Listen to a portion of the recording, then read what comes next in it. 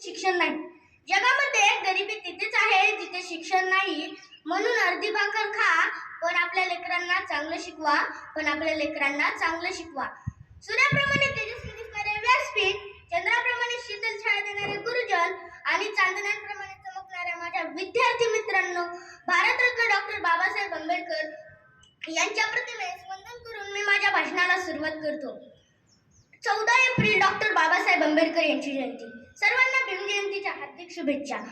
Doctor Babasaheb Ambedkar यांचा जन्म 14 April 1891 रोजी मध्य प्रदेशातील महू या गावी झाला. त्यांच्या वडिलांचे नाव रामजी तर आईचे नाव भीमाबाई असे होते.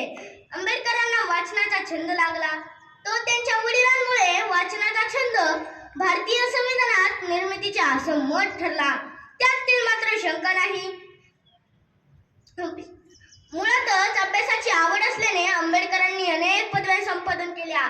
शिका, संघटित व्हा आणि संघर्ष करा असे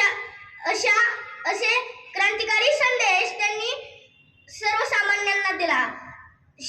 म्हणूनच सांगतो मित्रांनो, फुलांची कहाणी वसंताने लिहिली,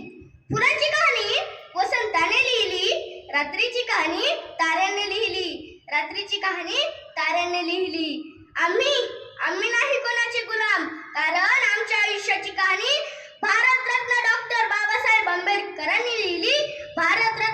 बाबासाहेब आंबेडकरांनी लिहिली. ओम म्हटल्याने मनाला शांती मिळते. साई म्हटल्याने मनाला